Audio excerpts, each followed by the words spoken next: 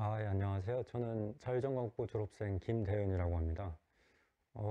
저는 오늘 기자라는 직업에 대해서 한번 소개를 드리려고 하는데요. 네, 일단 제 자기소개부터 드리도록 하겠습니다. 저는 자유전공학부에 2014년에 입학을 했고요. 21년도에 졸업을 했습니다. 전 컴퓨터공학이랑 언어학을 전공을 했고, 지금 매일경제신문에서 기자로 근무를 하고 있고요. 오른쪽 사진은 제가 2021년에 아마 코로나가 되게 심했던 것 같은데, 그래가지고 졸업식이 안 열려서 아마 220동 건물에 저렇게 등신대를 세워놔가지고 제가 여기다 인사를 하고 사진을 찍었던 기억이 납니다. 일단 먼저 기자라는 사람들이 어떻게 생활하는지부터 말씀드리겠습니다. 기자가 여러 가지 종류가 있지만은 가장 목표는 다음날 아침까지 전국 각지에 배달될 신문을 만들어야 되는데요. 일단은 저 같은 취재 기자들 같은 경우에는 오전 9시에 일단 기사 발제라는 걸 해야 됩니다. 발제가 특별한 게 아니고 그날 기사로 쓸 소재들을 몇 가지 정리를 해서 데스크한테 보고를 하는 건데요. 이런 것들을 보고를 하면은 데스크는 취합된 발제들을 보고 그날 쓸 기사거리를 목록으로 정리를 해서 오전 회의, 오후 회의를 거쳐서 그날 신문에 어떤 기사가 들어갈지를 정리를 하게 됩니다. 그리고 그렇게 결정된 기사는 저희가 좀 열심히 취재를 하고 인터뷰도 하고 기사도 쓰고 해서 보통은 한 오후 4시까지 마감을 하게 되고요. 그러면 그렇게 보낸 기사들은 보통 데스크에서 데스킹이라고 해서 제목도 달고 여러 가지 내용도 수정하고 그다음에 종이 신문도 제작하는 과정을 거쳐서 어 일단은 5시 반 정도가 되면 초판이라는 게 나오게 됩니다. 이거는 우리나라가 땅이 좁긴 하지만 어쨌거나 제주도나 울릉도처럼 좀 먼 곳에다가 배달을 하려면은 적어도 전날 5시 반까지는 신문을 만들어야 그 다음날 아침까지 배달을 할 수가 있어가지고 그때 초판이 만들어지고요. 하지만 세상에 이러한 일들이 5시 반에 다 마무리가 되는 건 아니다 보니까 그 다음에 이러한 일들은 그날 야간 당직자가 개판이라는 거를 통해서 새롭게 기사를 업데이트를 하게 됩니다. 그렇게 몇 번의 개판을 거쳐서 보통 자정쯤에 종세라고 해가지고 마지막 신문이 만들어지게 되는데 이렇게 만들어진 마지막 신문은 울릉도나 제주도처럼 멀리 있는 곳까지는 배달이 못 되게 되고요. 보통은 서울이나 경기 같은 좀 가까운 곳까지만 배달이 될 수가 있게 됩니다. 그 다음에 기자가 기사만 쓰는 것도 있지만은 생각보다 출장이나 행사 같은 게 굉장히 많습니다. 여기 있는 사진들은 제가 기자 생활 하면서 직접 찍었거나 아니면 제가 나오는 사진들인데요. 삼성전자가 아마 올해 갤럭시 플립 5를 발표를 했을 텐데 그 발표에 직접 가서 기사를 쓰기도 했고요. 그 다음에 에스파라는 걸그룹의 카리나라는 분이 저희 행사에 오셔가지고 인터뷰를 하기도 했습니다. 그리고 저 같은 경우에는 출장을 좀 많이 갔어가지고 라스베가스라든지 자카르타, 두바이, 그다음에 시카고 같은 데 좀 출장을 많이 다녔는데요. 아마 기자가 아니라 다른 직업을 택했더라면 이렇게 해외 출장을 많이 다니지는 못했을 것 같습니다. 그다음에 기자의 장단점에 대해서 설명을 좀 드리도록 하겠습니다. 일단은 기자의 제일 큰 장점은 아무래도 자율성이 될 것 같습니다. 기자를 선택하는 사람들이 제일 원하는 게 아무래도 자기가 쓰고 싶은 글을 좀 마음껏 쓸 수 있다라는 점에서 좀 기자라는 직업을 많이 택하는 것 같은데요. 통계적으로 보더라도 기자들을 상대로 이렇게 설문조사를 했을 때 업무 자율성이라는 것이 가장 만족스럽다고 나왔다고 합니다. 이거는 제가 지난 2년 동안 쓴 기사들을 몇 개 모아본 건데요. 올해 초에 아마 일론 머스크가 트위터를 인수를 하고 굉장히 정리해고를 많이 했던 것 같은데 그거에 관해서 기사를 쓰기도 하고 네이버가 좀 IT 업계에서 가두리 양식이라고 좀 비판을 많이 받습니다. 그런 거에 대해서 글을 쓰기도 했고 그다음에 유튜브를 혹시 하시는 분들은 노란 딱지라고 좀 들어보셨을 거예요. 그런 거에 대해서 기사를 쓰기도 했던 것 같고 이런 식으로 자기가 관심 있는 분야에 대해서 좀 마음껏 기사를 쓸 수 있다라는 게 좀 기자의 가장 큰 장점입니다. 기자의 단점이라고 본다면은 아무래도 좀 조직에 몸담고 있다 보니까 이 자율성이라는 게 무제한적으로 보장이 되지는 않습니다. 뭐 구체적인 사례를 들어드리긴 좀 그래가지고 통계 자료를 좀 가져와 봤는데요. 좀 뭐 기자들을 상대로 설문조사를 했을 때 언론의 자유를 좀 가장 많이 제한한 요인으로 뭐 광고주, 정부나 정치권, 뭐 사주, 아니면 편집국 간부, 법제도 이런 것들이 꼽히긴 하는데요. 실제로 기자로 일을 하다 보면은 이런 것들에 의해서 좀 뭐 쓰고 싶은 글을 뭐 쓰지 못하게 된다든지 아니면 반대로 뭐 쓰고 싶지 않은 글을 써야 된다든지 이런 일들이 가끔 발생을 합니다. 근데 문제는 또 기자들은 보통 기사를 쓸 때 본인의 이름을 걸고 기사를 쓰다 보니까 이런 부분들이 조금 단점이라고 볼 수가 있습니다. 아, 그리고 기자의 또 다른 특징으로는 공인이라는 거를 들 수 있는데 뭐 공인이라는 거를 뭐 어떻게 좀 뭐 정의를 할지는 사람마다 조금 다르긴 한데 보통은 뭐 본인이 하는 일들이 좀 사회적으로 영향력이 좀 있으면 공인이라고 부르는 것 같은데요. 여기 오른쪽의 사진은 그 제가 썼던 기사에 대해서 그 우리나라 정부에서 해명 자료를 냈던 사진입니다. 아마 작년 여름쯤에 굉장히 좀 비가 많이 왔던 걸로 기억을 하는데 그거 관련해서 좀 정부 정책에 잘못된 점을 지적을 했더니 그 다음날 환경부에서 아마 그거에 대한 해명 자료를 내고 좀 앞으로 개선하겠다라고 좀 공식적으로 발표를 했던 걸로 기억이 나는데요. 이 기사가 아마 제가 기자 생활 시작하고 한 6개월 정도 있다가 썼던 걸로 기억을 하는데 아마 다른 직업을 택했더라면 이런 식으로 뭐 사회생활 1년도 안 된 사람이 뭐 정부 정책에 좀 영향을 끼치고 이렇게 뭐 그 정부 정책을 수정하는 이런 행동을 하기는 어려웠을 거라고 생각을 합니다.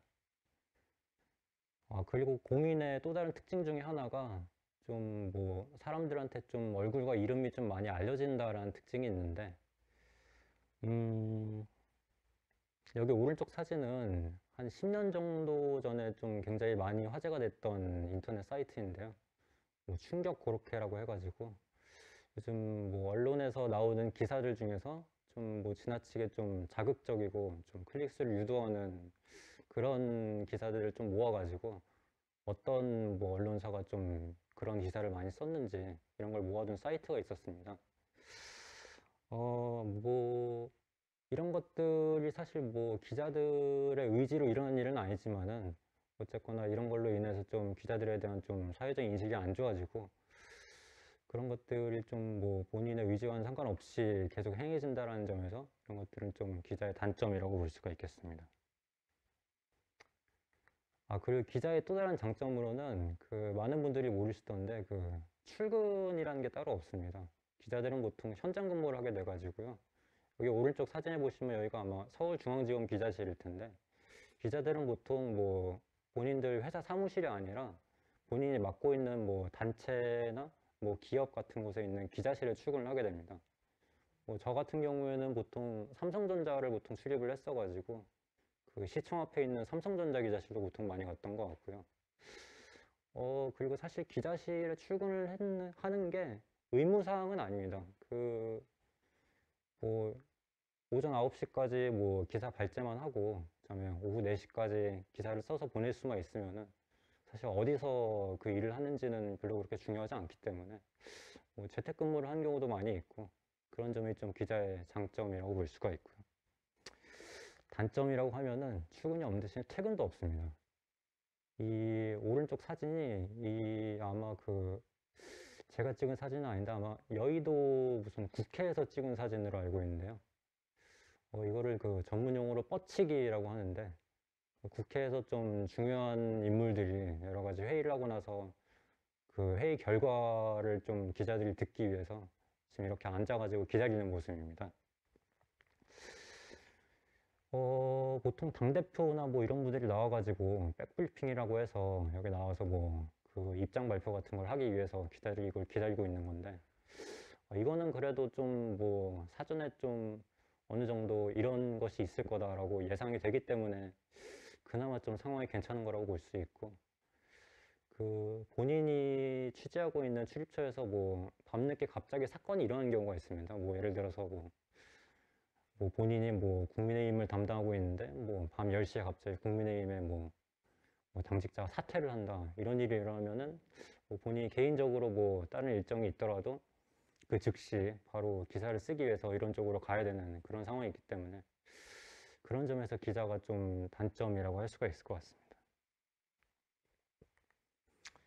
그 다음에 기자 되는 법에 대해서 설명을 드리자면은 기자들이 보는 시험을 보통 관행적으로 언론고시라고 부르긴 하는데 사실 고시라고 보기에는 어려운 점이 많습니다. 일반 기업체하고 채용 방법이 굉장히 똑같고요. 보통 자기소개서를 써가지고 거기서 합격이 되면은 필기 시험을 보게 되는데 보통 그 시사적인 주제에 대해서 뭐 논술 시험을 보기도 하고 상식 시험도 같이 나오는 경우가 많습니다. 저 같은 경우에는 21년도에 시험을 봤으니까 그때가 코로나가 되게 심했어가지고 그때 많이 나왔던 주제가 아마 뭐 재난지원금을 어떻게 지급을 해야 되는지에 대해서 문제가 많이 나왔던 기억이 나고요. 그 다음에 면접을 본 다음에 요즘에는 또 그 채용 연계형 인턴이라고 해서 그 수습 기자로 채용되기 전에 인턴을 좀 하는 경우가 많은데 여기 써놨듯이 굉장히 고생을 많이 하게 됩니다. 그 보통 기자들은 본인들의 그 정해져 있는 출입처가 있어가지고 예를 들어서 삼성전자를 출입한다라고 하면은 매일같이 삼성전자에서 어떤 소식이 있었는지 아침마다 뭐 보도자료를 보내주기도 하고 그 외에 뭐 기사거리가 없으면은 삼성전자 관계자한테 연락을 해서 어떤 새로운 소식이 있는지 좀 물어보기도 할 수가 있는데 사실 인턴 같은 경우에는 그런 출입처라는 게 따로 없기 때문에 정말 맨 땅에 헤딩하는 식으로 좀 활동을 해야 되고 아마 제가 인턴을 했을 때도 아마 그런 거를 많이 했던 것 같습니다. 뭐 그때 아마 코로나가 심했어가지고 추석 부근이었는데 아마 추석 때 좀 뭐 친척들끼리 모임이 위험하니까 이거를 좀 어떤 식으로 해결을 하는지 여러 가지 사례들을 찾아오는 이런 걸 하기 위해서 친구들한테 연락을 많이 돌렸던 기억이 나고요. 그 다음에 같이 인턴을 했던 분도 아마 뭐 어떤 사건이 터지면은 뭐 사망 사건이 났다고 하면은 뭐 장례식장에 무조건 찾아가서 거기 유족들을 무조건 인터뷰를 한다든지 이런 것들을 많이 했던 기억이 납니다. 이렇게 해서 합격을 하면은 그 수습 기자로 채용이 되는데요. 보통 수습 기자라고 하는 거는 정식 기자가 되기 전에 약간 좀 뭐 교육기관이라고 하긴 하지만은 실제로는 뭐 사실상 정식 기자나 다름이 없다라고 보시면 됩니다. 그리고 기자들은 보통 한 달에서 세 달 정도 사스마을이라고 해가지고 좀 뭐 관행적인 교육 과정을 거치게 되는데 이게 아마 일본에서 온 말로 알고 있습니다. 그 사스가 아마 경찰서일 거고요. 마을이가 무슨 돈다라는 의미라고 하는데 보통 아침 9시부터 뭐 밤 10시까지 서울에 있는 여러 가지 경찰서들을 하나씩 돌아다니면서 어떤 뭐 사건이 크게 터진 게 있는지 이런 것들을 좀 알아보는 그런 거라고 합니다. 그 오른쪽에 있는 사진은 그 다음 카페 중에 아랑이라고 카페가 있는데 보통 언론고시 준비하는 분들이 여기 많이 들어가가지고 보통 기출문제라든지 뭐 면접 후기 같은 거를 많이 정보 습득을 하고요. 사실 뭐 다른 대학 같은 경우에는 뭐 언론고시반이라고 해서 뭐 선배들이 후배들한테 이것저것 가르쳐주는 그런 게 있다고 하는데 저희 학교는 뭐 그런 게 잘 없다 보니까 보통 이런 데에서 좀 정보를 많이 얻는 것 같습니다.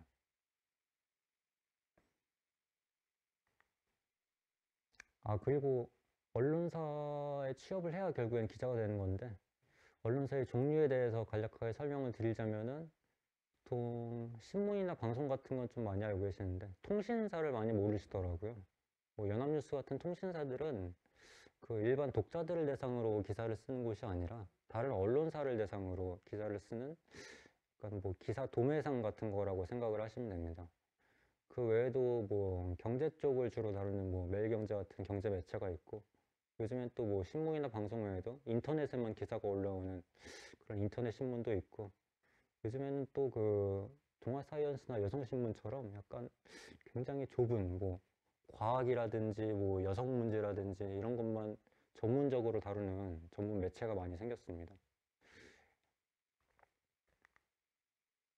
그리고 저의 진로 선택의 과정에 대해서 조금 설명을 드리도록 하겠는데요. 뭐 너무 뭐 구구절절하긴 한데 일단은 제가 14년도에 입학을 했는데 제가 원래는 뭐 자유전공학부를 사실 뭐 지망을 하는 건 아니었습니다. 뭐 13년도엔 전 그때 뭐 정치, 사회 이런 쪽에 좀 관심이 많았어가지고 원래는 기자라기보다는 약간 뭐 글 쓰는 것 자체를 좀 좋아했어가지고 언론정보학과를 좀 지원하려고 했다가 그때 아마 뭐 고3 때 뭐 고3 때 아마 뭐 전교 1등 하던 친구가 자기가 뭐 언론정보학과를 간다고 해서 제가 그래서 자유정보학부로 갔던 기억이 나고요. 그래서 14년도에 뭐 입학을 해서 뭐 언론정보학과 수업도 많이 들어봤는데 생각했던 거랑 좀 달랐던 것 같습니다. 아마 뭐 그때 아마 처음 배웠던 게 뭐 소통이란 무엇인가 뭐 이런 주제였던 것 같은데 뭐 기사 쓰는 그런 방법이 아니고 무슨 뭐 소통이라는 게 뭐 두 가지가 있다고 하는데 하나는 뭐 정보를 전달하는 방식의 소통이고 뭐 또 하나는 무슨 뭐 정보를 전달하지는 않지만 뭐 친교를 맺기 위한 그런 소통이라고 하더라고요. 뭐 맞는 말이긴 한데 뭐 대학까지 와서 배울 건 아닌 것 같아서 언론정보학과를 굳이 가지는 않게 됐습니다. 대신에 제가 뭐 스마트폰이나 게임 같은 걸 원래 좋아했어가지고 15년도에 컴퓨터공학을 전공으로 선택을 했고요. 그다음에 군대를 갔다 와서는 그 교양 수업을 이것저것 많이 들어봤었는데 언어학이 그래도 좀 재미있어가지고 아무래도 자전을 다니면은 뭐 복수 전공을 해야 되니까 공학 쪽 전공을 한 다음에 그 인문대 쪽 전공 언어학을 전공을 선택을 했습니다. 그리고 또 복학을 해서 또 1년 정도 학교를 다니다 보니까 그냥 뭐 수업만 듣고 학교집 왔다 갔다 하는 건 좀 심심한 것 같아서 학보사 활동을 또 했던 기억이 나고요.